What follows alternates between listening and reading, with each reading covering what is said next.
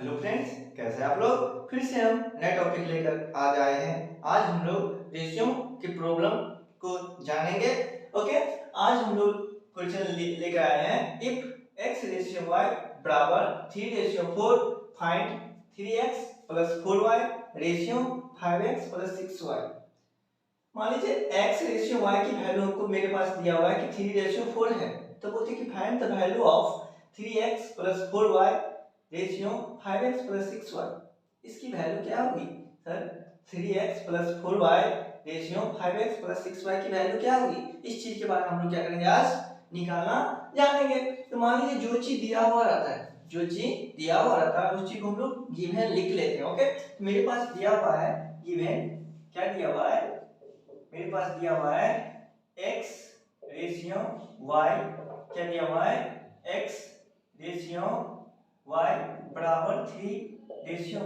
Okay, एक देखिए basic चीज क्या होती है। अगर रेशियो कहीं प्रॉब्लम, अगर मान लीजिए कोई चीज a रेशियो अगर b में है, तो सर इस चीज को हम सर a रेशियो b लिख सकते हैं, a बाय b लिख सकते हैं। अगर सर मान लीजिए a रेशियो b में अगर कोई चीज दिया हुआ है, सर उस चीज को हम सर a बाय b के फॉर्म में लिख सकते हैं। ओके, तो यहाँ पर भी देख रहे हैं कि x रेशियो y है, तो सर इस चीज को भी आप लिख सकते हैं। तो इस चीज को हम लोग ऐसे तो लिख सकते हैं, कैसे लिख सकते हैं, x बाय y, इधर 3:4 था, 3:4 था, तो सर इस चीज को भी तो हम 3/4 लिख सकते हैं। ये चीज लिख लिए। ओके, जो चीज दिया हुआ था इस चीज को लिख लिए। अब हमको फाइंड करना है कि 3x plus 4y ratio 5x plus 6y की वैल्यू निकालनी है। तो सर इस चीज को हम लिख लेते हैं। ओके, तो ये भी चीज देख रहे हैं कि यहाँ पर 3x plus 4y, okay, ratio 5x plus 6y, 6 क्या चीज y, ये दिया हुआ है। तो सर इस चीज को हम लोग अगर मान लीजिए रेशियो में था, तो सर अगर a रेशियो b था तो उस चीज को a बाय b आप लिख लिए, तो सर इस चीज को भी तो लिख सकते हैं, a रेशियो मतलब a बाय b के फॉर्म में तो लिख सकते हैं। यहाँ पर हम लोग इस चीज को क्या कर लेते हैं, लिख लेते हैं। ओके, यहाँ पर 3x प्लस 4y हो गया। अब इस चीज को यहाँ पर नीचे मतलब डिनोमिनेटर सर 5x और 6y ऐसे लिख लिए। हो गया, ये नोट कर लिए। अब ये चीज करने के बाद सर इस चीज को हम निकालेंगे कैसे, तो देख रहे हैं एक चीज क्या लिख रहे हैं सर, यहाँ पर x y की वैल्यू मेरे पास दिया हुआ है 3/4, x y की वैल्यू कितना दिया हुआ है 3/4। यहाँ पर सर यहाँ पर कहीं पर तो x y हमको दिख नहीं रहा है, x बाय y यहाँ पर 3/4 है। सर ये क्वेश्चन में अगर देख रहे हैं तो सर यहाँ पर x बाय y के फॉर्म में कोई चीज दिख नहीं रहा है, तो हम लोग क्या करते हैं x बाय y के फॉर्म में बनाते हैं। क्यों बनाते हैं उसका मतलब बात आगे करते हैं। सर अगर मान लीजिए यहाँ पर x है, अगर सर x अगर मान लीजिए y से अगर डिवाइड कर दिया जाए, सर x है उसको y से अगर डिवाइड कर लिया जाए तो x बाय y के फॉर्म में तो आ जाएगी। उसी तरह सर यहाँ भी x बाय y हो जाएगी। और सर यहाँ पर y को अगर मान लीजिए y से डिवाइड करेंगे तो y तो कैंसिल हो जाएगी, उसी तरह नीचे में भी कैंसिल हो गए। तो हम लोग एक चीज लिख लेते हैं, क्या लिख लेते हैं, डिवाइडिंग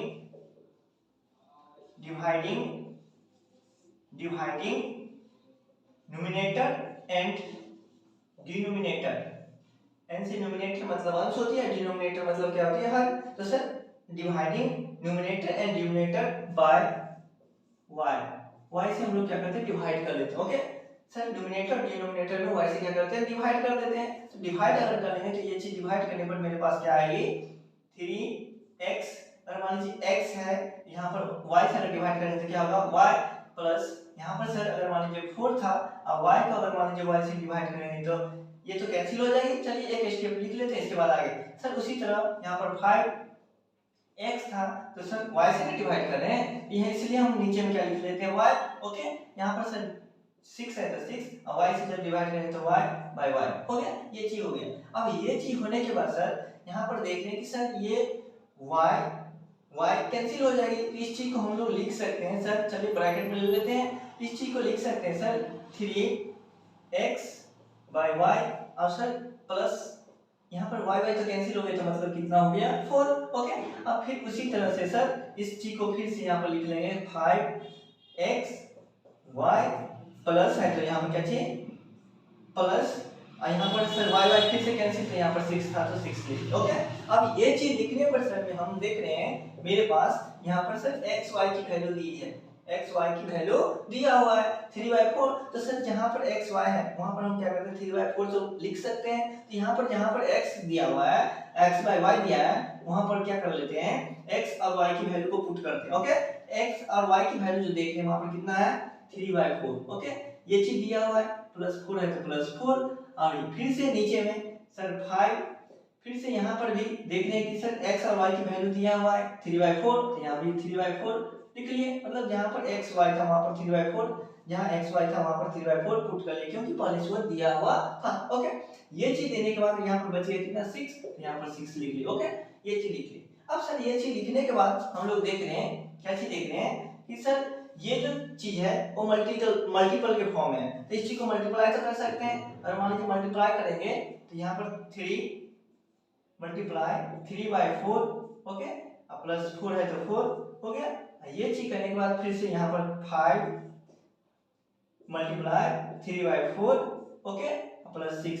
बोलेगा मल्टीप्लाई क्यों ये, क्योंकि हम जानते हैं कि जब ब्रैकेट हटती है तो मल्टीप्लाई का साइन लगता है। ओके, ये चीज हो गई। अब इस चीज को हम लोग क्या करते हैं सिंपलीफाई कर लेते हैं। 3 को 3 से अगर मान लीजिए मल्टीप्लाई करेंगे तो 9/4 हो जाएगी, फिर से +4 है तो +4, ओके, नीचे में नहीं कुछ है तो अपना मन से 1 डाल सकते हैं। ओके, ये चीज करने के बाद फिर से इस चीज को जब मल्टीप्लाई करेंगे 5 से 3 से, ये मेरा 15 हो जाएगी।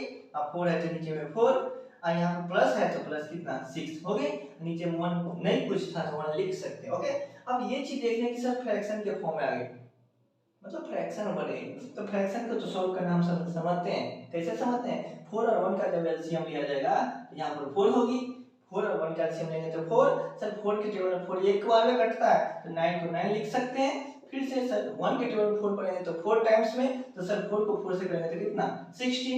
ये चीज होने के बाद सर यहाँ पर फिर से 4 और 1 का एलसीएम लेंगे तो क्या होगा, मेरे पास 4 होगी। सर जिस तरह से ऊपर में एलसीएम लिए थे उसी तरह नीचे में लिख लिए, 4 और 1 का एलसीएम लिए तो 4 हो गई। अब 4 से 4 कट गया तो कितना बच गया 1, यहाँ पर हम 15 है तो 50 लिख सकते हैं, प्लस सर 1 4 या 4 से यहाँ पर 6 है तो 6 इस चीज को लिख सकते हैं। ओके, क्या किए सर, सॉरी 1 4 या 4 है तो 6 4 या हम जानते हैं कितना 6 4 या 24। ओके, क्या किए 1 4 या 4, मतलब 1 का टेबल में 4 टाइम्स में आया तो 6 के टेबल में 4 कितना है 24 हो गया। ये चीज करने के बाद देख रहे हैं कि दोनों मतलब या तो एक स्टेप और लिख लेते, देखिए एक स्टेप क्या कर लेते हैं, अगर 16 में 9 जोड़े तो 25 होगी।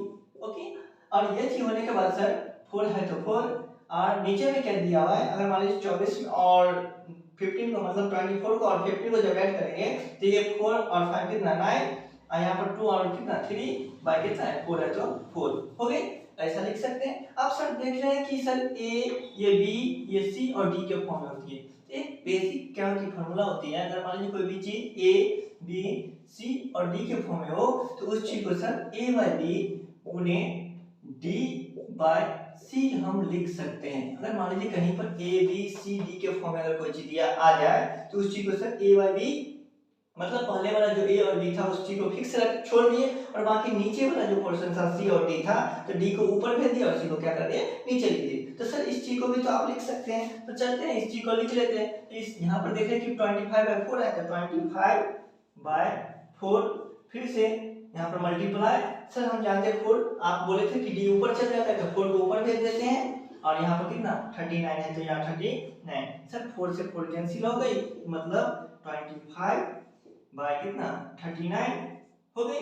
अब इस चीज को अगर मान लीजिए रेशियो में लिखेंगे तो यहाँ पर 25 रेशियो हम 39 लिख सकते हैं। यही मेरा क्या हो गया आंसर हो गया।